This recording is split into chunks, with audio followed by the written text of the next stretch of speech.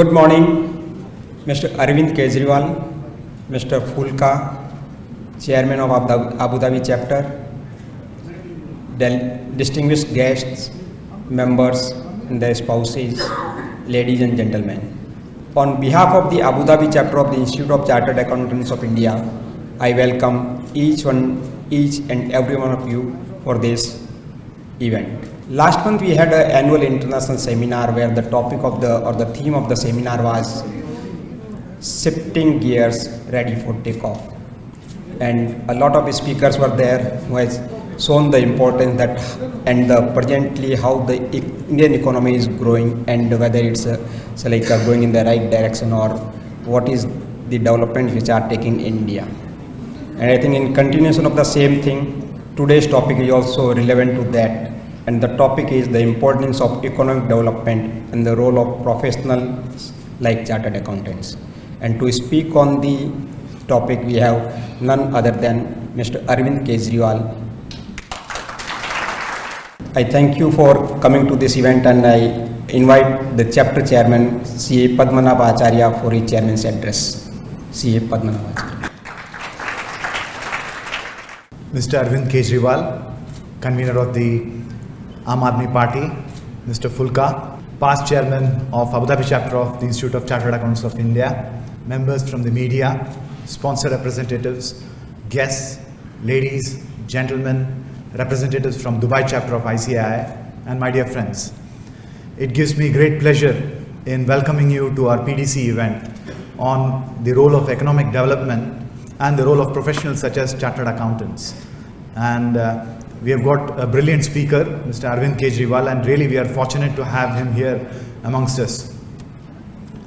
The Aam Aadmi Party was formed on 26th of November 2012, and in its first election in 2014, it contested 434 seats and it won 4 seats, polling 2% of the national votes. So it's really a commendable achievement for a young party which in its first election, and the impact which it had in terms of our national elections is very far and wide. I just came this morning from Singapore, and Singapore ranks number 1 in terms of the ease of doing business. In contrast to that, India ranks 142. So again, the ease of doing business is very important in terms of economic development of a country. And we've got no one better than Mr. Kejriwal to speak on this topic to us. On the chapter front, we've had a number of updates. As you are aware, we had our annual international conference, our 26th international conference, and it is coinciding with our 30th year of existence.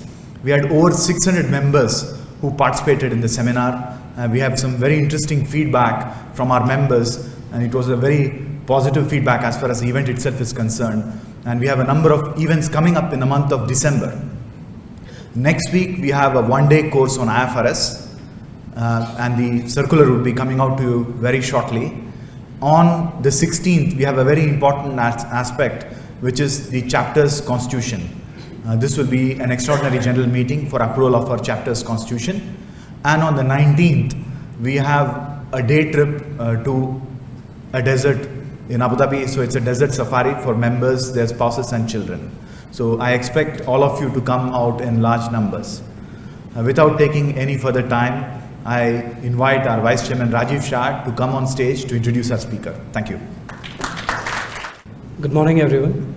It's my great pleasure and privilege to welcome and introduce Mr. Arvind Kejriwal.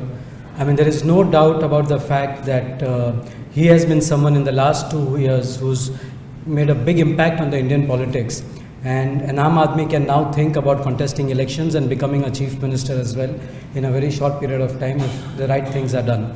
So we are very thankful to you, Mr. Kejriwal, for letting an Aam Aadmi know that big political parties can be taken on, and if the right message is conveyed, they can also perform well. So it's a tremendous achievement, and I would like to congratulate you for what you and your party has done.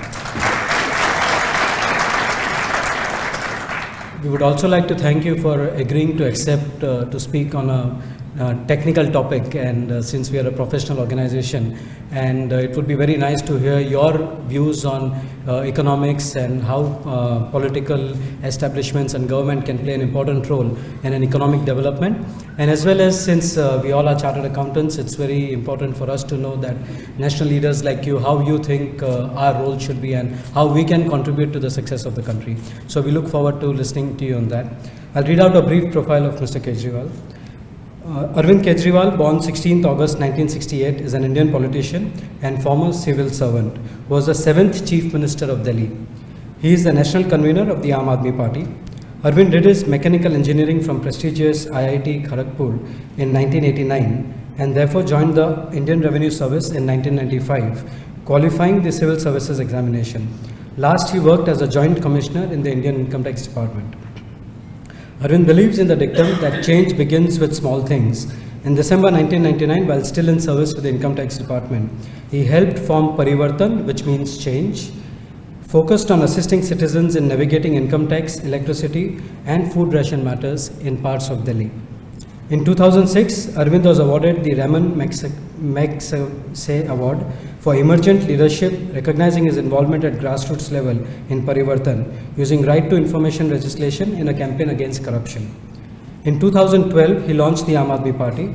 Following the election, he took office as the Chief Minister of Delhi on 20th December 2013. He resigned 49 days later on 14th February 2014, purely on moral grounds.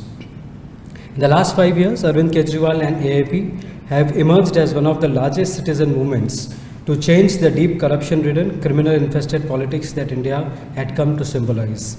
Over 10 million people actively follow Arvind on Facebook and Twitter, and he is a strong candidate to the Chief Minister at Delhi again. Arvind Kejriwal has been consistently recognized as a change agent. Forbes India ranked him in the top 5 people to impact our thinking in the 5 years. I welcome Shri Arvind Kejriwal on the dais.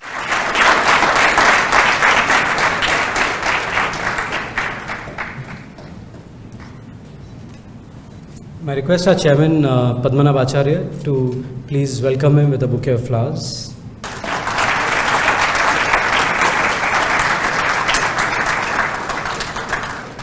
Good morning ladies and gentleman. सबसे पहले आप सब लोगों का institute of chartered accountants का बहुत बहुत शुक्रिया। आज आप लोगों ने मुझे यहाँ पे इनवाइट किया और आप सब लोगों से बातचीत करने का ये मौका दिया। पहली बात तो मैं कल से दुबई आया हुआ हूँ और जिन लोगों से भी हम बात करते हैं, everyone speaks very highly of Indian community here. So you all have done India proud.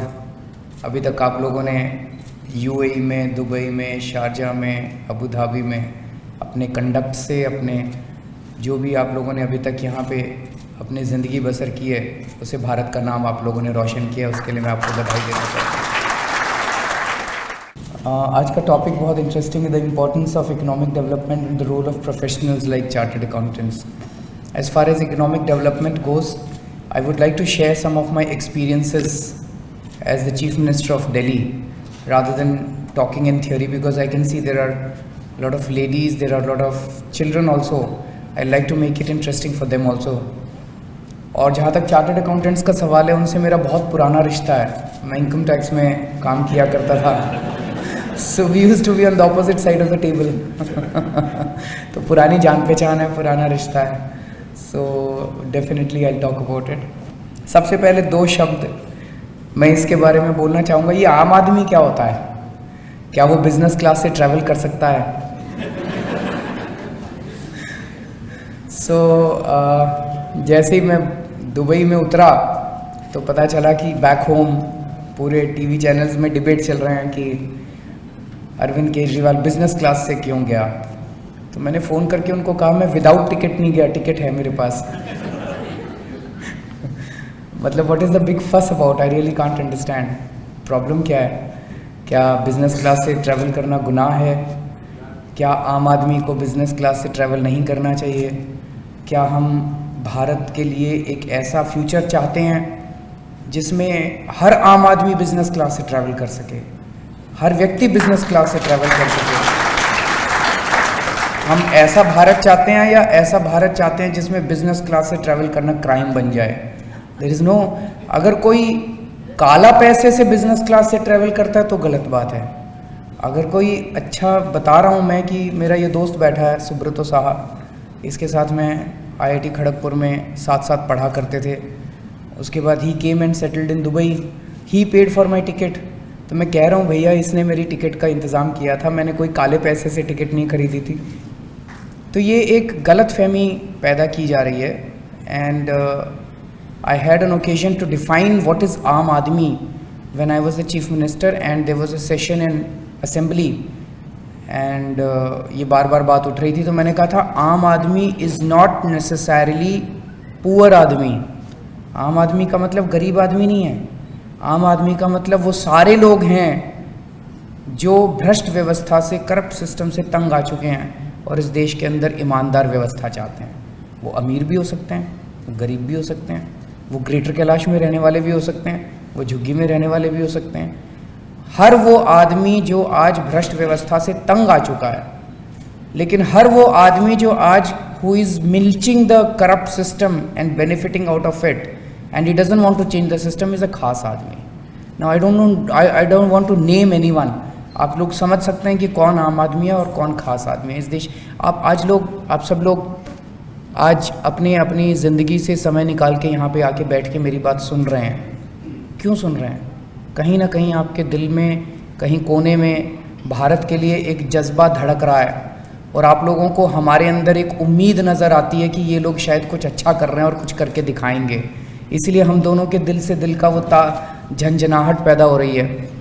तो आप सब लोग आम आदमी हैं क्योंकि आप सब लोग भारत को बदलना चाहते हैं। आप सब लोग यहाँ पे क्यों आए? भारत छोड़ के आप सब लोग क्यों आए यहाँ पे? Because there were better opportunities here. अगर आपको यहाँ से बेटर अपॉर्चुनिटीज़ वापस मिल जाए भारत के अंदर, आई थिंक अगली फ़्लाइट लेके आप लोग वापस चले जाओगे। जितना यहाँ के लोग भारत को मिस करते हैं उतना भारत के लोग भारत में रह के भारत को मिस नहीं करते। तो गलत तो नहीं कह रहा। The people who are here वो ज़्यादा भारत की डेवलपमेंट्स को फॉलो करते हैं कि वहाँ क्या हो रहा है, क्या गड़बड़ हो रही है, क्या ठीक हो रहा है। And they feel much disturbed when anything wrong takes place in India. जितने में, and I am a witness to that because पिछले 4-5 साल से पहले अन्ना आंदोलन हुआ, फिर आम आदमी पार्टी बनी, फिर ये हुआ। जितना सपोर्ट हमें NRI कम्युनिटी से मिला, in not just in terms of finances, that's separate, but just in terms of their blessings and in terms of their overwhelming support, उनके दिल से जो हम लोगों को सपोर्ट मिला वो और कहीं से नहीं मिला था। तो पहली चीज़ तो ये, मैं आज कोई एक अवार्ड मिलने वाला है मुझे शाम को, उसके लिए आया था। सो सिंस आई केम, मैंने सोचा एक दिन पहले चलते हैं, अपने लोग जो रह रहे हैं वहाँ पे उनसे मुलाकात होगी। तो कल से मैं अलग अलग कम्युनिटी के लोगों से मिल रहा हूँ, उनकी बातें सुनने की कोशिश कर रहा हूँ और बहुत अच्छा लग रहा है कि दुबई एक रेगिस्तान हुआ करता था और उस रेगिस्तान के अंदर आज एक खूबसूरत शहर खड़ा कर दिया। किसी चमत्कार से कम नहीं है। कैसे हुआ? एक विजनरी लीडरशिप थी और इस मुल्क के लोगों की मेहनत थी और आप सब लोग जो भारत से आए हुए थे और अलग अलग देशों से आए हुए थे, इन सब लोगों की मेहनत थी और आज एक चमत्कार खड़ा हो गया। और केवल दुबई में नहीं हुआ, बहुत सारे देश हैं जिसमें इस किस्म के चमत्कार हुए हैं। ऐसी जगह जो रेगिस्तान था, जहाँ तेल भी नहीं था, जहाँ मिनरल्स भी नहीं थे, जहाँ पानी भी नहीं था, वहाँ अगर ये चमत्कार हो सकता है, सो हमारा देश, वहाँ तो ऊपर वाले का दिया हुआ सब कुछ है। हमारे पास मिनरल्स भी हैं, हमारे पास नदियाँ भी हैं, पहाड़ भी हैं, जंगल भी हैं, सब कुछ है, फिर भी गड़बड़ है। तो फिर भी गड़बड़ है। हमारे पास ह्यूमन रिसोर्सेज भी हैं, आप सब लोग हैं हमारे पास, जिन लोगों ने दूसरे देशों में जाके उन देशों को डेवलप कर दिया। हमारे पास ह्यूमन रिसोर्सेज हैं, हमारे पास नेचुरल रिसोर्सेज हैं। गवर्नेंस के अंदर कुछ ना कुछ गड़बड़ चल रही है। अगर ये गवर्नेंस ठीक हो जाए ना, तो हमारा मुल्क इतनी तेज़ी से आगे बढ़ेगा कि हम कल्पना भी नहीं कर सकते। पिछले कुछ सालों में टेक्नोलॉजी ने बहुत रोल अदा किया है। हम देखते हैं टेलीकॉम सेक्टर कैसे बढ़ गया। रेलवे के अंदर पहले रिजर्वेशन में पैसे दिया करते थे हम लोग, आजकल देने की ज़रूरत ही नहीं पड़ती, ऑनलाइन हो जाता है। टेक्नोलॉजी ने एक बहुत बड़ा रोल अदा किया है पिछले कुछ सालों में, जिसकी वजह से जॉब्स क्रिएट हुए हैं, मिडिल क्लास एकदम से बूम कर गया है, करप्शन टेक्नोलॉजी ने थोड़ा सा नीचे लाया है। लेकिन अगर गवर्नेंस थोड़ी सी ठीक हो जाए, तो मुझे लगता है कि काफ़ी कुछ किया जा सकता है। और ये मैं अपने छोटे से एक्सपीरियंस से बता रहा हूँ जब मैं मुख्यमंत्री था। पहली चीज़ तो सरकार का क्या काम होता है, हम लोगों को ये समझने की ज़रूरत है। ये जो इकोनॉमिक डेवलपमेंट की बात कर रहे हैं, क्या सरकार इकोनॉमिक डेवलपमेंट करती है? सरकार नहीं करती, लोग करते हैं। सरकार का क्या काम होता है? सरकार का काम, सबसे पहला काम होता है शांति व्यवस्था बनाए रखना, लॉ एंड ऑर्डर। दूसरा काम होता है, जैसे कल आज सुबह भी मैं बात कर रहा था, दुबई में लोग बता रहे थे, बोले 12 बजे 1 बजे हमारी लड़कियां लेट आती हैं, काम घूमती रहती हैं, हमें कोई चिंता नहीं है यहाँ पे। दिल्ली में तो हम ऐसा सोच भी नहीं सकते, दिल्ली में घबराहट होती है। एक छोटा सा एग्जाम्पल देता हूँ मैं, it also shows the kind of faith that people have in आम आदमी पार्टी। अभी कुछ दिन पहले मेरे पास एक वॉलंटियर आया, बोला जी रात को 10 बजे धोला कुआं पे एक बस स्टैंड के ऊपर एक लड़की खड़ी थी और मैं गाड़ी लेके वहाँ से गुजर रहा था, उस लड़की ने हाथ दिया, मैंने गाड़ी रोक ली, she asked for a lift, मैंने लिफ्ट दे दी। तो रास्ते में मैंने उस लड़की से पूछा, मैंने कहा बहन जी आपको डर नहीं लगता, रात को 10 बजे एक अनजान आदमी से आपने लिफ्ट ली है, आप मुझे जानती नहीं है, माहौल इतना ख़राब है। कहते आपकी गाड़ी के ऊपर मैंने आम आदमी पार्टी और केजरीवाल का स्टिकर देखा, मैं समझ गई कि ये गाड़ी सेफ है मेरे को। वो वाली फीलिंग आपको यहाँ पे सरकार देती है, दुबई के अंदर यहाँ पे आप लोगों को सरकार देती है। So the first job of the government is to maintain law and order. The second job of the government is to provide justice, इंसाफ, ये दूसरा काम है। Certainty and swiftness of punishment, अगर कुछ गलत हुआ that person should be punished and he should be punished swiftly and everyone should know कि अगर कोई गड़बड़ होगा, चाहे वो मंत्री हो, चाहे howsoever high that person may be, he will be penalized, which does not happen in our country. That is the second job of the government. The third job of the government is to provide you good infrastructure, provide you good roads, provide you good water, electricity, good ports. That is the job of the government, good infrastructure. The fourth job of the government is to act as a facilitator rather than as obstruction. For instance, I don't know how many of you have had experiences in India of doing business, but in India, inspector from any government department comes and he acts as an obstruction. The government acts as an obstruction at every stage, and I'll share some of the examples with you. The fifth job of the government is to provide you corruption-free governance. If these 5 things are done by the government, then that creates an environment, it creates opportunities, and the development is done by the people. Development is not done by the government. Development is done by the people. लोग खुद interact करते हैं, लोग खुद वो करते हैं और उससे development होता है। There are 2 types of development. One is development with corruption and the other is development without corruption. When you have development with corruption, then the benefits of development get concentrated in the hands of a few people, and the rest of the people are out of the benefits of development. When you have development without corruption, then the benefits of development are shared by the larger population. When you have development with corruption, then you build one road at the cost of 20 roads, and that road also gets broken in a few days.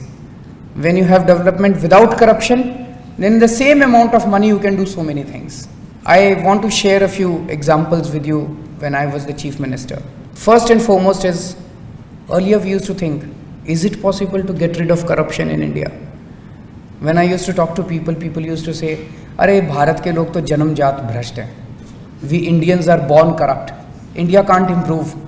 मैं IIT Kharagpur में भी जब था तो हमारे 80% से more than 80% of my batchmates shifted abroad, they went abroad, they migrated. And everyone used to say, यार भारत में रहने से कोई फ़ायदा नहीं है, बेवकूफ़ है भारत में रहना तो. So there is a general feeling that Indians are born corrupt. I don't share that feeling. I always believed that Indians are first class people who are victims of third class governance. And if we can improve governance, we can improve the state of our country. So एक मन में ये आता तो था, because in Anna Andolan we always used to shout corruption free India, corruption free India, corruption free India. But in some corner of the heart we used to think, is it possible to have a corruption free India? हो सकती है क्या? Corruption दूर हो सकती है क्या?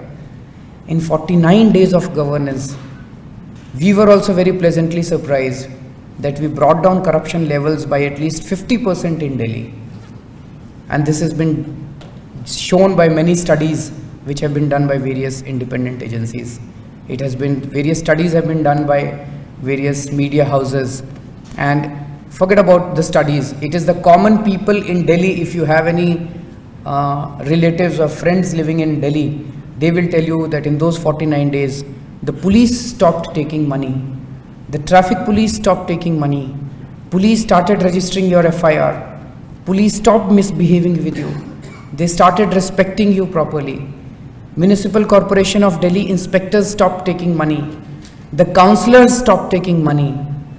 In transport department, whereas earlier you had to pay money to get your driving license, now you could get your driving license in 24 hours, and all the touts which used to be standing in front of transport department, they all ran away.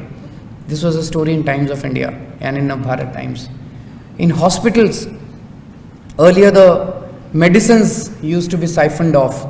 All the medicines were siphoned off, and the poor patients, when they used to go, they were asked to purchase medicines from outside.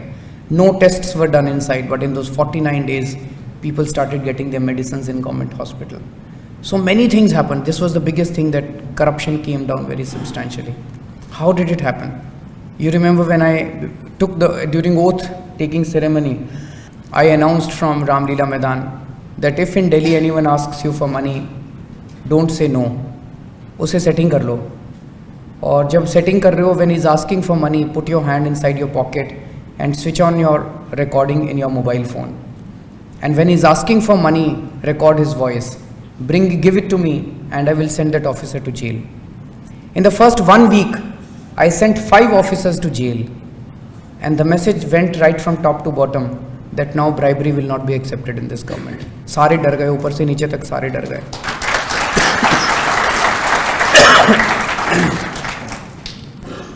And they stopped taking money. And that is the reason there was a very strong deterrent that was created. Because now every single citizen became an inspector. The officers were very scared. ये जो आदमी आ रहा है, इससे मैं पैसे मांगूं, कभी ये रिकॉर्डिंग मेरी ना कर ले, और कभी ये केजरीवाल के पास मेरी रिकॉर्डिंग ना भेज दे. So officers were scared in asking for money, and there are innumerable examples of this. I want to share 2 or 3 examples to show how this is directly related to economic development. एक चाय वाला मिला मुझे, वो 8 रुपए की चाय बेचा करता था. And he told me that he reduced his price to 6 rupees during a 49 days regime. I asked him why. He says, earlier the policeman used to take 2500 rupees per month from me. During your 49 days tenure, they stopped taking money and I reduced my chai price.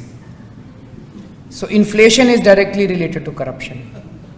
This is a small example. I'll give you a bigger example. I met a transporter. He has a lot of trucks running from Mumbai to Delhi. And he told me, आपको पता होगा कि at every red light they have a setting with the traffic policeman and they have to pay hafta to the policeman. He has lot of trucks and he said that रोज daily की मैं 1 लाख रुपए रिश्वत देता हूँ. आपके 49 दिनों में इन्होंने पैसे लेने मेरे बंद कर दिए थे. And I saved 49 lakh rupees in those 49 days. ये तो आपका सीधा सीधा जो मैंने एग्जांपल्स दिए, this shows how your margins would increase and you can actually bring down the cost of the price of your commodities if you have an honest governance. But there are many other examples कि अगर आपकी honest governance होती है, then the government also starts functioning much more efficiently. आपकी approvals बड़ी जल्दी जल्दी मिल जाती हैं. बहुत सारी चीज़ें होती हैं. I will give you another example. When I became Chief Minister, the file related to Metro, Delhi Metro, all of you know about Delhi Metro. The extension of Delhi Metro from Delhi to Ghaziabad was pending for the last 10 years. And why was it pending? The Delhi Metro chairman came to me, Ghaziabad Development Authority GDA chairman came to me and they told me कि sir पुरानी government में फलाने फलाने minister का फलाना फलाना agenda था. And that is why they were not clearing, because they wanted something. Since we didn't have any agenda, ours was an honest government. I immediately called my cabinet meeting and we cleared that file in 24 hours. जो file 10 साल से आपकी pending पड़ी हुई थी Delhi metro की, दिल्ली से गाजियाबाद की, वो हमने 24 घंटे के अंदर क्लियर कर दी। तो अगर आपकी ईमानदार सरकार होती है तो डेवलपमेंट ज़्यादा तेज़ी के साथ होता है और डेवलपमेंट सबके लिए होता है। और अगर आपकी बेईमान सरकार होती है तो फिर बंद कमरे के अंदर कुछ लोगों के लिए डेवलपमेंट होता है, बाकी लोगों के लिए डेवलपमेंट नहीं होता है। Am I right? Let me share a few more examples with you. हमने जैसे when I was in income tax department, I was also in the policy making for some time. तो जब हम पॉलिसी बनाया करते थे ना, तो सम सीनियर्स यूज्ड टू से, यार ये बना रहे हो, इसमें कुछ एक छोटा सा लूपहोल तो छोड़ देना, नहीं तो नीचे वाला खाएगा क्या। तो वो जानबूझ के उसके अंदर लूपहोल्स छोड़े जाते थे। जब हमारी सरकार दिल्ली में बनी, when I was the chief minister, lot of traders associations used to come to me. Traders आते थे, they would bring their problems to me. अब my experience shows that the loopholes in the administrative and legal structures are deliberately created to extort money out of traders and out of businessmen. जानबूझ के व्यवस्था को complicated और complex रखा जाता है ताकि उन लोगों से पैसे एक्सटॉर्ट किए जा सके। मैं आपको एक दो एग्जांपल्स देता हूं। you all know about value added tax, you know about VAT since you are chartered accountants. Delhi का डेटा ये है, हर महीने दिल्ली के अंदर 200 वैट की रेड्स होती हैं। जब मेरी सरकार बनी तो मैंने वैट कमिश्नर को बुला के बोला कि अब दिल्ली के अंदर एक भी वैट की रेड नहीं होगी। दे वर कंप्लीटली अगास। दे सेड नहीं सर, फिर ये तो चोर हैं, ये तो टैक्स नहीं देंगे, और वैट की रेड नहीं होगी तो डेटरेंस नहीं होगा, we need to create a deterrence. मैंने कहा नहीं, we will trust our traders and we will create more opportunities for self assessment. लेकिन एक भी वैट की रेड नहीं होगी, एक भी इंस्पेक्शन नहीं होगी, कोई इंस्पेक्टर नहीं जाएगा इनके घर पे, इनकी दुकानों के ऊपर। And let me share the statistics with you, the result of that. According to the VAT department, our tax collections should have tanked in those 3 months. In the quarter in which we had our government, we collected 5,500 crore rupees of tax. In the quarter previous to my government and in the quarter after my government, the collection was 3,500 crores. We collected 2,000 crores extra because we believed in our people.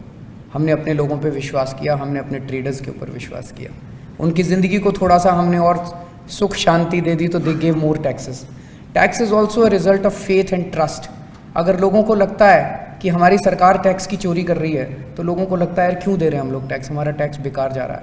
लेकिन अगर लोगों को लगता है कि हमारी सरकार हमारे टैक्स को अच्छी तरह इस्तेमाल करने वाली है तो लोग फिर और ज़्यादा बढ़ चढ़ के टैक्स देते हैं। दूसरी चीज़, मेरे पास बहुत सारे ट्रेडर्स एसोसिएशंस आए उन दिनों में। Many traders, frankly I don't understand VAT, I understand income tax because I understand direct taxes more than I understand indirect taxes. So whenever the traders associations used to come to me, I used to call my VAT commissioner and I used to put them together. उन दोनों को आमने सामने बिठा देता था मैं, और मैं बीच में बैठ जाता था।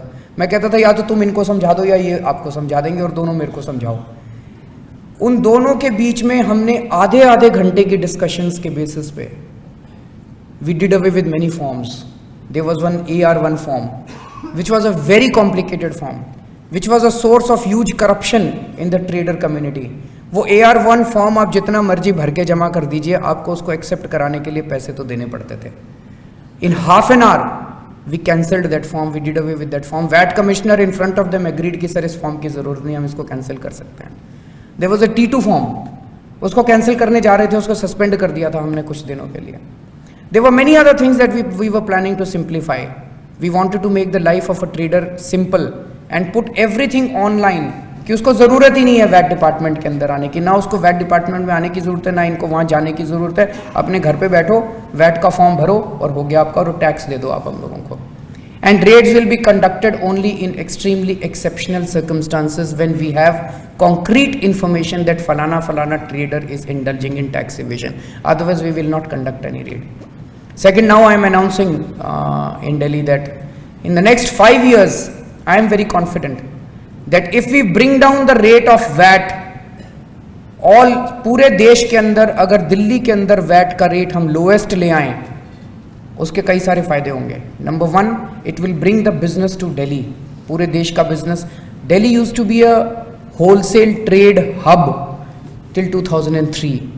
After 2003, because of differential VAT rates, for instance, on one of the items, the VAT rate in Delhi is 20% and that in Haryana is 5%. So on that particular item, the entire business has got shifted from Delhi to Haryana. Now our aim is that we will bring down the VAT rates.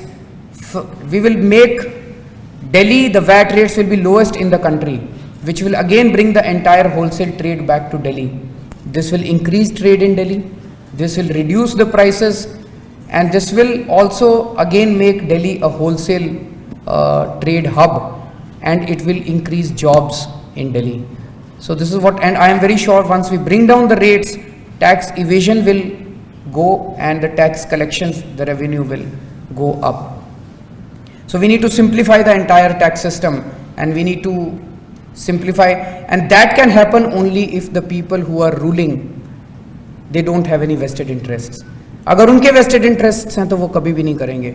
अगर जो लोग सत्ता चला रहे हैं, अगर उनके vested interest हैं, they will like to make the system much more complex so that they can keep on extorting from the system. Similarly, Delhi has 29 industrial areas.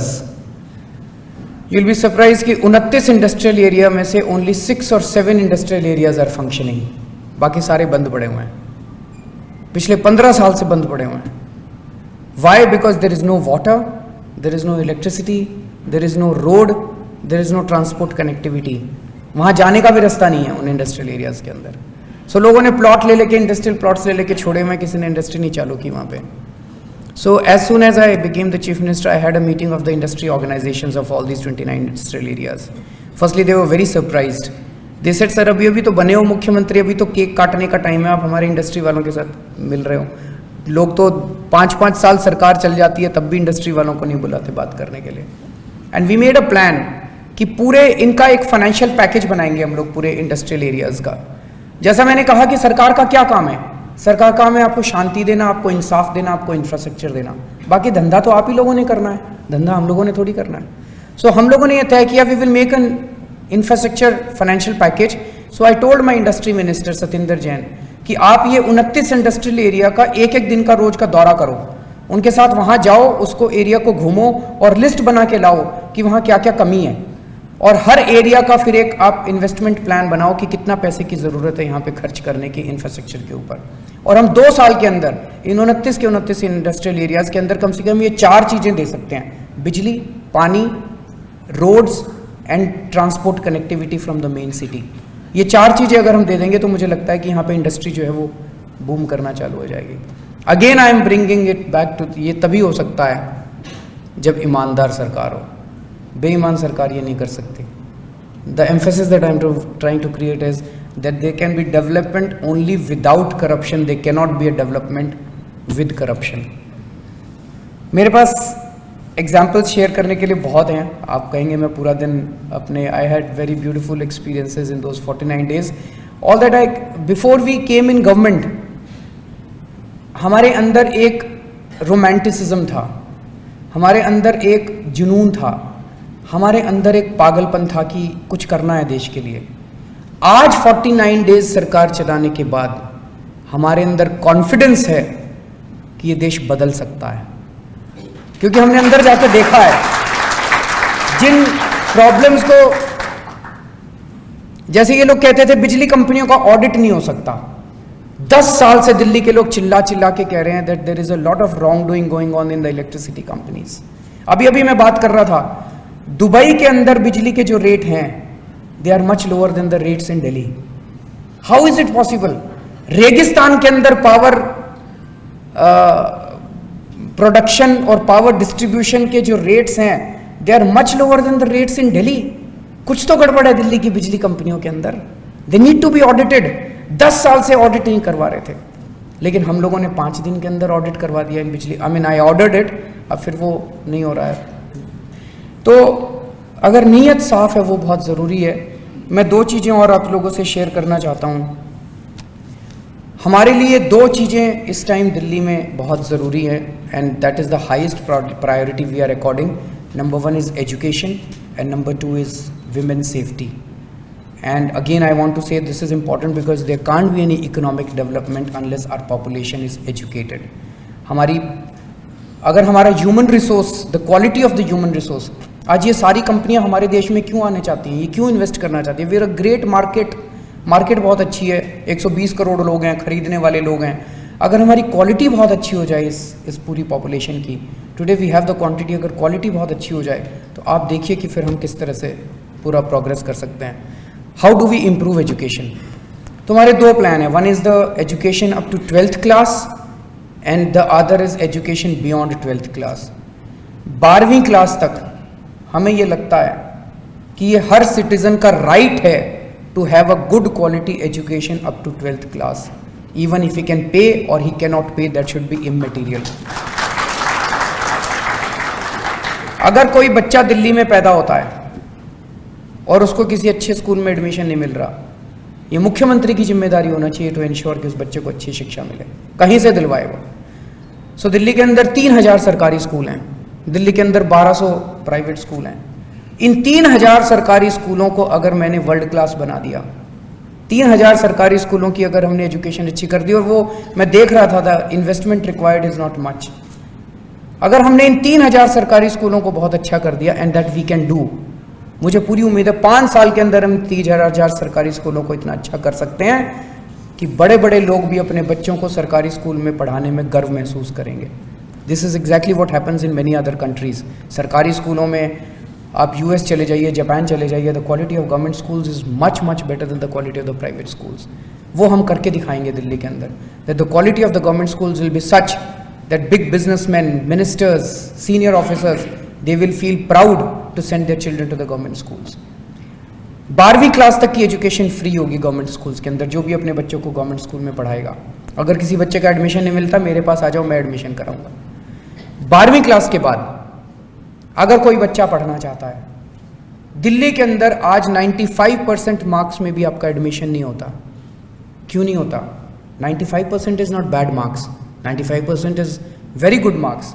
95% में भी एडमिशन नहीं होता because the demand has outstripped the supply. No college has been opened in Delhi for the last 20 years. We plan to open 20 more colleges in the next 5 years and double the capacity of the college seats. With the result that हम calculate कर रहे थे, अगर किसी बच्चे के 70% number आते हैं, फर्स्ट डिवीजन आती है, तो उसको एडमिशन मिलना चाहिए. If he wants to study further, he should have a right to get an admission. अगर उसके, हमारे टाइम में, मैं 12वीं क्लास जब मैंने की थी, मेरे 83% नंबर आए थे and I was 6th in the whole of Haryana. मेरे को कहीं भी एडमिशन मिल रहा था. आज 95% नंबर पे भी एडमिशन नहीं मिलता बच्चों को. मुझे लगता है ये बच्चों के साथ ज़्यादती है. तो 70%, 65% नंबर आए तो उसको एडमिशन कहीं ना कहीं मिलना चाहिए, number 1. Second is the cost of education has gone exorbitantly. 12वीं क्लास के बाद even in government colleges, because the subsidies are coming down, 12वीं class even in government colleges the cost has gone up. I studied in IIT. In our times, the cost used to be, tuition fees used to be 32 rupees per month. Now I have paid 50,000 rupees for my daughter who has gone to IIT Delhi for 6 months. तो मैंने तो दे दी, लेकिन 50,000 मतलब 1 लाख रुपए साल की fees लगती है, तो एक लोअर मिडिल क्लास वाला अफोर्ड नहीं कर सकता. वो उसके 3 बच्चे हों, एक बच्चे को तो किसी तरह से रोध होकर पढ़ा लेता है. जब दूसरे बच्चे की बारी आती है तो बच्चे को भी बहुत दुख होता है जब वो देखता है मेरे पेरेंट्स को बड़ी तकलीफ हो रही है. So what we have decided कि 12वीं क्लास के बाद हम बच्चों को सेल्फ सफिशिएंट करेंगे. We will provide them educational loans, but when you go to take loans, the bank asks कि गारंटी दो. They ask for a guarantee. ज़मीन गिरवी रखो, मकान गिरवी रखो. कहाँ से लाएं? ज़मीन भी नहीं है, मकान भी नहीं है, कुछ नहीं है हमारे पास. सो हमने डिसाइड किया है कि the parents will not need to give guarantee. Delhi government will give guarantee on behalf of the student. Delhi सरकार गारंटी देगी. जैसे ही बच्चा 12वीं के पास बाद, as soon as he will go to take admission, he will, in addition to the admission form, he will also get a bank loan form. He just fills up the form, no questions asked. Immediately as soon as he fills up the form, the money will start going from bank to the college directly, and he will be able to complete his studies. After completion of studies, when he gets a job, then he will start paying back the loan. But suppose he is unable to pay the loan, then the government will pay that loan back to the bank. इसका हम लोग calculate कर रहे थे. मैंने कुछ bank के लोगों से पूछा कि एजुकेशन लोन्स में रेट ऑफ डिफॉल्ट कितना है. They told me it's about 6 to 7%. Then we calculated, suppose when we make it so widespread and so easy, let's assume the rate of default goes up to 25%. 25% हो गया rate of default. 25%. The total cost coming to is 2,500 crore rupees per annum. 500 crore रुपए per annum. ये मेरा loss नहीं है, ये मेरा investment है मेरे लोगों के अंदर. अगर 500 करोड़ रुपए साल के अंदर मेरे सारे बच्चे पढ़ जाते हैं, रिक्शे वाले का बच्चा भी अच्छी डिग्री ले लेता है और अमीर आदमी का बच्चा भी अच्छी डिग्री ले लेता है, और जो बच्चा लोन लेके, it's not just about rickshaw वाला, मुझे पूरी उम्मीद है बहुत अमीर लोगों के बच्चे भी कहेंगे कि जी मैं अपने दम पे पढ़ूंगा and I will return back my loan. Dad I don't want money from you. After 12th class I want to be self sufficient. बहुत सारे बच्चे लोन लेंगे और वो लोन लेके जब पढ़ाई करेंगे सारे बच्चे एक ही लेवल पे आके खड़े हो जाएंगे. कोई गरीब नहीं होगा, कोई अमीर नहीं होगा. शिक्षा करने के बाद they will all be in the same market for jobs. That is going to be a great equaliser. And the cost of 500 crore cost, मुझे लगता है 500 करोड़ रुपए दिल्ली सरकार के लिए कुछ भी नहीं है, considering the huge benefit that accrues out of it. दूसरी चीज हम ये सोच रहे हैं, ये जो 20 नए कॉलेज खोलेंगे इसमें हम एजुकेशन का कंटेंट बदलेंगे. अभी हम बीए करते हैं, बीकॉम करते हैं, बीएससी करते हैं और उसके बाद नौकरी ढूंढने लग जाते हैं. इन डिग्री होनी चाहिए, पर इन डिग्रियों का कोई बच्चों के लिए बहुत फ़ायदा नहीं होता. They take these degrees, they do these degrees and they are in the job market looking for jobs. In 20 colleges के अंदर we want to change the content of education. 12वीं क्लास तक हम एक बच्चे को अच्छा इंसान बनाने के लिए और उसको बेसिक लिटरेसी और बेसिक चीज़ें सिखाने के लिए होना चाहिए. 12वीं क्लास के बाद उसको अपनी रोटी कमाने के लिए हमें तैयार करना है. वो बहुत ज़रूरी है. हमें ऐसा नहीं तैयार करना कि डिग्री पे डिग्री लिए जा रहे हैं. तो इन 20 कॉलेजेस के अंदर हमने सोचा है the content will be more skill based and we will teach them how to become a good entrepreneur. Business कैसे करना है, धंधा कैसे करना है, ये सिखाएंगे उन लोगों को, so that the people who come out of these colleges they will not be job seekers but they will be job providers. And there's a concept of incubation centers which exist in many foreign universities कि आप बच्चा एक batch college से निकला, उनको वहीं university space देती है, इलेक्ट्रिसिटी देती है, वाटर देती है 2 साल के लिए फ्री में देती है. And they also put him in touch with the bank, उसको इन्वेस्टमेंट दिलवाती है. If he has an idea he can incubate that idea in the college premises. If that idea clicks, then 2 साल के बाद फिर वो बाहर जाके उस आइडिया के ऊपर काम करना शुरू कर देता है. And if that idea doesn't click, तो 2 साल के बाद वो जगह खाली कर देता है, so that the next batch can come and they can take that space. So those incubation centers will also be provided to the students passing out from these 20 colleges. This is about the youth.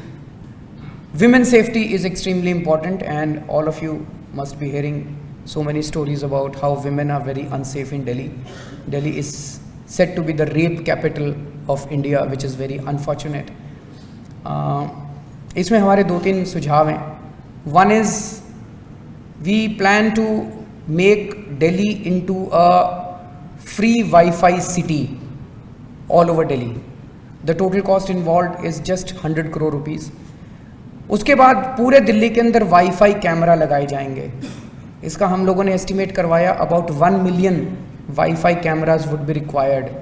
Free चारों तरफ हर चप्पे चप्पे के ऊपर पूरी सड़कें, गलियां, चौराहे, अगर एक एक चप्पे के ऊपर आपने वाईफाई कैमरा लगा दिया और उसकी रिकॉर्ड. अभी जब हम आ रहे थे सड़क के ऊपर मुझे सुब्रतो ने दिखाया कि हर जगह पोल्स के ऊपर कैमरा लगे हुए थे and everything was being monitored. Why can't it be done in India also? And the total cost involved is just 300 crore rupees. सारी दिल्ली को अगर हम वाईफाई से कनेक्ट कर दें तो अगर कोई भी किसी लड़की के साथ बदमाशी करेगा, उसकी रिकॉर्डिंग हो गई है, उसको पकड़ा जा सकता है. There is a very strong deterrent. उसको पता है कि मेरी रिकॉर्डिंग हो रही है. दूसरी चीज़, लड़कियां बस के ऊपर चढ़ती हैं, उनसे बहुत बुरी तरह से छेड़छाड़ करते हैं लड़के. भरी हुई बस के अंदर लड़कियों का चढ़ना जो है वो बहुत it has become an impossibility. So what we have decided is we'll put security marshals one security marshal in each bus. So if any woman is, किसी को भी परेशान किया जाता है, she can start shouting marshal marshal. That marshal is sitting in the bus, he will immediately come, he will pick up those boys and he will put them in the nearest police station. That would act as a great deterrent if anything wrong is done to any.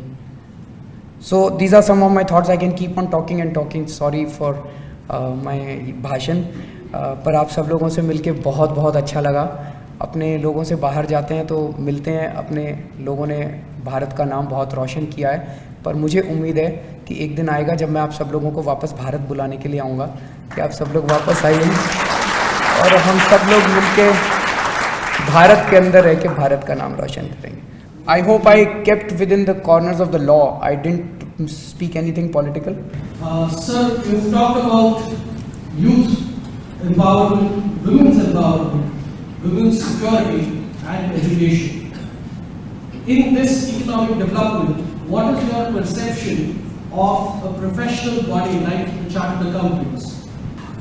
Frankly, immediately one thing comes to my mind. Somehow, for instance, all of you have worked in UAE and some of you also would have worked in India. You know the difference.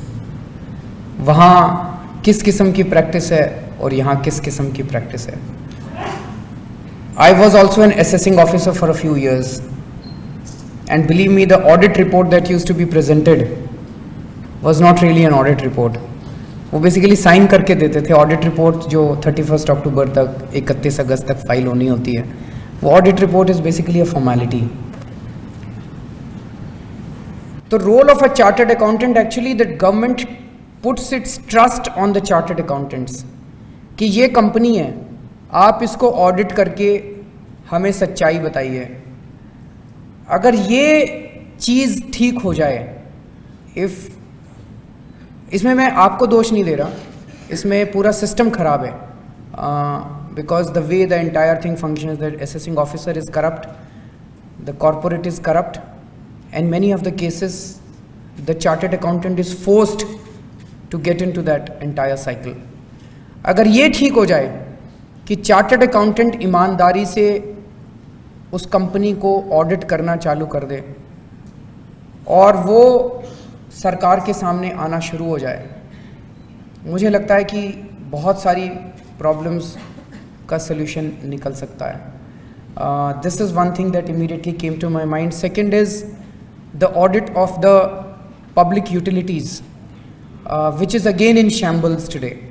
If I were to talk to you about Municipal Corporation of Delhi, if I were to talk to you about electricity companies, because when I became the Chief Minister, the biggest thing before me was, today fortunately we have a good CAG. I could trust CAG into auditing the electricity companies, but I also wanted, there is a special provision in the Electricity Act that if the regulator wants, he can order a special audit, he can constitute a body of chartered accountants and he can order a special audit. अब हम सोच रहे थे किससे करवाएं, body से, institute से करवाएं, किससे करवाएं. इंस्टीट्यूट ने कहा हम तो ऐसे ऑडिट नहीं करते, we can suggest a few chartered accountants. So मेरा ये कहना है कि ये जो ऑडिट वाला फंक्शन जो है, whether it is public utilities or the private entities, I think this is one area which is a key area for the chartered accountants. और अगर इसको कैसे strengthen किया जा सकता है, all of you sitting here in UAE now you have exposure to global practices. I would love to sit with you one of these days to work out what systemic changes we need to do in India so that ये जो तीनों का assessing officer, chartered accountant और corporate के बीच का जो कल्यूजन और जो गठबंधन है, इस गठबंधन को तोड़ के हम जनता के लिए काम कर सकें. This is one thing that immediately came to my mind because I have experienced it. Sir, you got one chance to do the administration in Delhi. You wanted to fight the system from within rather than from outside. People say that you have not switched the role from an educator to an administrator. What do you have to say? People say that I have not switched, or I have switched. Sorry, I didn't get the question. Not switched. I have not switched the role from an agitator to the administrator. I think let's not compartmentalize these roles. That ये चार लोग हैं, इनका धंधा agitation करने का, और ये चार लोग हैं, इनका धंधा एडमिनिस्ट्रेशन करने का. It's not like that. उसी आदमी को सर्कमस्टांसेस के हिसाब से अगर आपके सामने अन्याय हो रहा है तो आप उसको देखेंगे क्या खड़े होके कि भाई मेरा काम तो एडमिनिस्ट्रेशन करना है। अगर मान लीजिए आज 2 देशों के अंदर वॉर हो जाए तो हम क्या कहेंगे, भाई मेरा काम तो चार्टर्ड अकाउंटेंट का, मैं तो कुछ नहीं करूँगा। हम सारे कूदेंगे ना फील्ड में, कुछ अपना अपना कुछ भी करेंगे। कोई पानी पिलाएगा जाके वहाँ पे, कोई कुछ करेगा, कोई कुछ करेगा, सेवा करेंगे देश की, पार्टिसिपेट करेंगे। एक ही इंसान को कई सारे रोल अदा करने पड़ते हैं। तो वो एजिटेटर भी होता है सर, वो एडमिनिस्ट्रेटर भी होता है, वो बाप भी होता है, वो माँ भी होता है, वो बेटा भी होता है, वो पति भी होता है, वो सब कुछ होता है। स्विच नहीं करना सर, समय समय के ऊपर अलग अलग रोल अदा करना है। You have traveled the path from being a civil servant to the Chief Minister of Delhi in a rather short span of time, which is both very commendable and praiseworthy. Individuals like Anna Hazare and yourself were looked upon by the masses as those who would transform the Indian society and bring about probity in public life. But somehow going forward, the euphoria seems to have waned and dissipated, and there has been a sense of disillusionment with your party. My question to you is that when you look back and introspect, what are your learnings? What could you do differently to invigorate and to rejuvenate your party for the betterment of our country? Sir, your question is very valid. I'm just trying to say how to word it so that I don't get political. मेरे सामने ये बड़ी दिक्कत है, मैं खुल के बात नहीं कर पा रहा। आपके क्वेश्चन को भी मैं और तसल्ली से जवाब देना चाहता था, पर मैं एग्जाम्पल्स नहीं दे पा रहा यहाँ पे। Let me try to be a political and still answer your question. मैं इतना कहूँगा सर, हमने गलतियाँ की हैं और हमने गलतियों को माना है। अगर कुछ करेंगे तो इंसान है सर, गलतियां तो होंगी। आज भी मैं आपको ये अश्योर करके नहीं जा सकता कि अब फ्यूचर में हमसे गलतियां नहीं होंगी। 100 काम करेंगे तो सर 20 गलतियां भी होंगी। गलतियां की हैं सर, गुनाह नहीं किया, कोई क्राइम नहीं किया, कोई गलत काम नहीं किया, कोई गलत काम नहीं किया, कोई चोरी नहीं की, कोई बेईमानी नहीं की, देश के साथ कभी गद्दारी नहीं की, अपना सैक्रिफाइस करने में भी कभी कोई कसर नहीं छोड़ी। जैसे 2 बार मैंने अनशन किया, डायबिटीज़ का मरीज हूँ, डॉक्टर्स ने कहा था 48 घंटे से ज़्यादा जिंदा नहीं रहेगा, फिर भी 15 दिन का अनशन किया मैंने। अब उसमें गलतियाँ होती हैं सर, पर मैं ये कहना चाहता हूँ कि आज पहली चीज़ तो I believe in philosophy and I have started believing in God. पहले मैं भगवान में विश्वास नहीं रखता था 4-5 साल पहले तक, लेकिन जिस तरह से ये अन्ना आंदोलन हुआ वो इतना बड़ा बन गया। अगस्त क्रांति जब हुई थी, सारा देश सड़कों के ऊपर आ गया, तब मुझे लगा कोई ना कोई तो शक्ति है जो इस पूरे आंदोलन का संचालन कर रही है। हम तो निमित्त मात्र हैं, हमारी तो कोई औकात नहीं है, हम तो बहुत छोटे लोग हैं। कोई ना कोई तो कुछ ना कुछ तो है जो ये प्रकृति के अंदर ये चल रहा है। कैसे हो गया ये सब?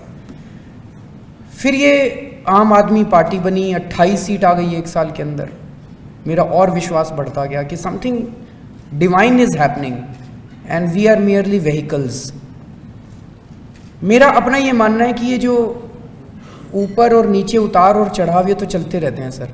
आपको याद होगा अन्ना आंदोलन के बाद हमारी ऑबिचुअरी लिख दी गई थी सबने, ये तो ख़त्म हो गए, ये तो मर गए, ये तो धोखा दे दिया, अन्ना को धोखा दे दिया, ये कर दिया, वो कर दिया। तो मीडिया ने कई बार हमारी ऑबिचुअरी लिख दिया sir, but to their this thing disappointment हम फिर आ जाते हैं sir.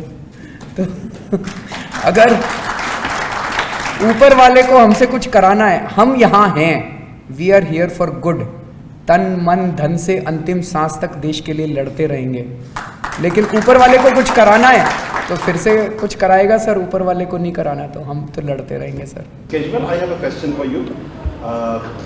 The main plank of your party is removal of corruption, which according to you will sort of act as a panacea and create a right atmosphere for growth and all that. My question to you, do you think corruption is a symptom of a greater disease which we should look into, or corruption itself is the only disease by removing which you can gain what you are looking for? Is it a symptom or a disease? In some cases it is a symptom, in some cases it becomes it is the root. And we have to use both things as I said.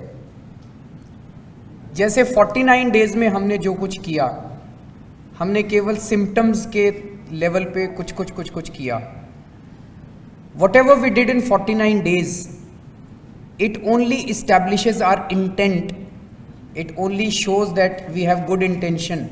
But as soon as we came out of power, as soon as I resigned, all the bad things are back again. So we were not able to make the systemic changes. Now if we get 5 years, we will make the systemic changes in such a way. जैसे right to information है. Right to information is a systemic change. आज कोई भी सरकार चाह के भी उस कानून को वापस नहीं ले पा रही है. उसी तरह से हम लोगों को सिस्टमिक चेंज ऐसे करने पड़ेंगे. अगर 5 साल मिलते हैं तो सिस्टमिक चेंज ऐसे करने पड़ेंगे कि 5 साल के बाद हम रहें ना रहें, those systemic changes would stay and the next government will not be able to do away with that. So corruption is important to tackle. Sometimes technology will help in removing corruption. As I said, technology helped. There was a time when we had to pay bribes to get a telephone connection. There was a time when we had to pay a bribe to get a railway ticket. Now we don't pay bribes. Technology has helped. But if governance also chips in and we use technology along with governance, I think we'll be able to create an atmosphere where the scope of doing corruption and avenues for doing corruption will come down very substantially. And if we create systems, that governance systems, that there is certainty and swiftness of punishment, then that will also bring the fear of God in the minds of the people who indulge in corruption. मुझे ये लगता है जैसे in 49 days, many of these officers stop taking money. अगर इनको थोड़ी सी आदत पड़ जाए पैसे न लेने की, 5 साल 10 साल इनका थोड़ा सा शुद्धिकरण हो जाए, तो मुझे लगता है उसके बाद इनको पलटने में भी थोड़ा टाइम लगेगा. उत्तर प्रदेश के गांव से बिलोंग करता हूँ और मैं सिर्फ दिल्ली की बात नहीं करूँगा, मैं पूरे इंडिया की बात करूँगा. आपने गवर्नेंस की बात की और करप्शन की बात की. गवर्नेंस की जब बात आती है तो 5 साल के बाद आपको हमारे बीच में आना पड़ता है. हम आपको वोट करते हैं, हम डिसाइड करते हैं कि आपने गवर्न सही से किया या नहीं किया. लेकिन जो उससे भी बड़ी एक प्रॉब्लम है पूरे इंडिया में, वो है जस्टिस की. जो हमारी तहसीलें, जो हमारे पंचायत के ऊपर जितने भी कोर्ट्स हैं, लोअर कोर्ट्स हैं, हाई कोर्ट्स हैं, वहाँ पे पूरी तरीके से गैंग बना हुआ है. और ये बात आपको अच्छी तरीके से पता है. बहुत दिनों से ये बातें चल रही हैं कि हमें और ज़्यादा हाई कोर्ट्स चाहिए हैं, लेकिन वो इस वजह से नहीं हो पा रहा है क्योंकि जितने भी लॉयर्स हैं वो नहीं चाहते हैं कि ज़्यादा हाई कोर्ट्स बने. एक गाजियाबाद के इंसान का कोई हाई कोर्ट में केस चलता है, उसे लखनऊ जाना पड़ता है. तो जो करप्शन जुडिशरी में है उसके ऊपर कोई भी पॉलिटिकल पार्टी खुलकर बात नहीं करती है. इसके ऊपर आपकी पार्टी का क्या स्टैंड है और क्या आपका मोटिव ऑपरेंडी होगा? I 100% agree with you. This is an extremely important issue. This has been an important issue for Aam Aadmi Party. Just that there was no time. That is the reason I have not covered many topics. First is, last time, as soon as we formed the government, I went and met the Chief Justice of Delhi High Court. Because at the end of the day, administration of justice is the prerogative of the judiciary. And I told him, sir, I started with this. This was the first step. मैंने कहा sir, Delhi के अंदर अगर किसी लड़की का बलात्कार हो जाता है, वो केस 20 साल तक चलता है. So the message to the people is कि कुछ भी कर लो, कुछ नहीं होता. वो उसको बेल वेल मिल जाती है, वो बाहर आ जाता है, फिर और 2-4 लड़कियों के साथ गलत काम कर देता है. मैंने कहा sir, can't we now in IPC you can't put a section that every case of rape will be disposed of in 6 months because this is against the principles of natural justice.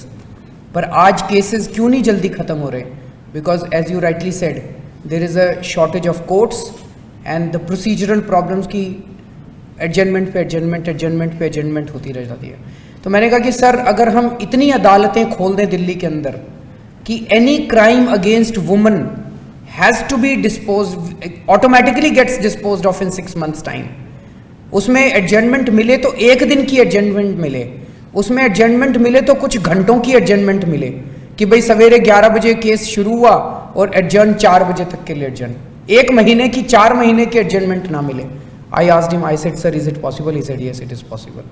सो मैंने कहा sir कितने court के? उन्होंने कहा 100 court मैं नहीं खोल सकता हूँ अगर तुम मुझे जगह दे दो तो मैंने वापस आते ही तुरंत जगह ढूंढनी चालू कर दी दिल्ली के अंदर कि हम 100 नए कोर्ट्स अगर खोल दें, fast track courts for women, issues against women, तो उनका हम लोगों का ये मानना था कि 6 महीने के अंदर हम इन केसेस को डिस्पोज करा सकते हैं। Likewise, extending this argument, if we open as many courts as are required to ensure that all criminal cases get disposed of in 6 months' time, I think it's doable. You just need to increase the number of courts, increase the number of judges, and tweak a few sections which enable them to keep on seeking adjournments. That's number one. And number two is to also use technology to be able to do it. But as I said, ज़रूरत इस बात की है, ज़रूरत political will की है, ज़रूरत नीयत की है, जो कि अभी तक मिसिंग थी। और क्यों मिसिंग थी? बिकॉज बहुत बार ये होता था that many of the politicians themselves are directly indicted in many of these cases. उनके अपने केसेस चल रहे हैं, वो नहीं चाहते कि क्रिमिनल जस्टिस सिस्टम एफिशिएंट बने, वो नहीं यहाँ पे, because we can't talk politics. मैं आपको स्पेसिफिक केसेस बहुत बड़े बड़े पॉलिटिशियंस के बता सकता हूँ जिनके केसेस चल रहे हैं। वो कभी नहीं चाहेंगे कि पार्लियामेंट के थ्रू ऐसा लॉ बने कि जल्दी जल्दी केसेस निपटा रहा हूँ। वो चाहेंगे कि जब हम मर जाएं तो हमारा केस उसके बाद भी चलता रहे। तो दैट इज़ द रीज़न कि जिन लोगों को हम चुन के भेजते हैं, अगर उनके ऊपर भी केसेस, उनके ऊपर ही केसेस चल रहे होंगे, they will never be able to give you an efficient and an honest criminal justice system. Sir मैं गलत तो नहीं कह रहा? फुल्का जी सीनियर एडवोकेट हैं, बैठे हुए हैं। Due to constraint of time, we will have this one last. Do you think that you have lost the trust of people, the way they have voted you in Delhi? One question. The other, Aam Aadmi Party, if you say Aam Aadmi, it comes with Kejriwal. Do you think you need to create some more faces for the Aam Aadmi Party? It's not one man, just your face. So could you answer this, sir? Sir इसको मैं apolitical कैसे रखूँ मैं? There is a can I answer this in private when we meet? Because the answer that is coming will become political. Thank you so much. It was a lovely session. Great meeting you. Thank you, Mr. Arvind Kejriwal, for the wonderful speech talk to our members. We'd like to hand over a token of appreciation, a memento to you. May I request Vice Chairman Shri Rajiv Shah to please come on stage.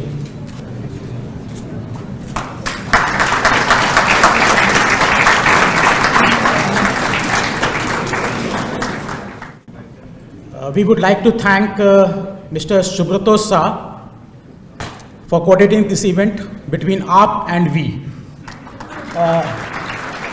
May I request Shilpa Gandhi to please hand over a bouquet. He has been the man behind this event. He coordinated the whole thing between AAP and ourselves. Thank you, Mr. Subrato. A quick vote of thanks. It's my pleasure and honor to give a vote of thanks for today's event. Of course, thanks to the speaker, Mr. Arvind Kejriwal, for a wonderful, thought-provoking and inspiring talk to all the members. He spoke about how corruption can be brought down, a chai wala story, how inflation is directly proportional to corruption, honest governance, and he shared a lot of his plans, what he wants to bring down when he comes into the government.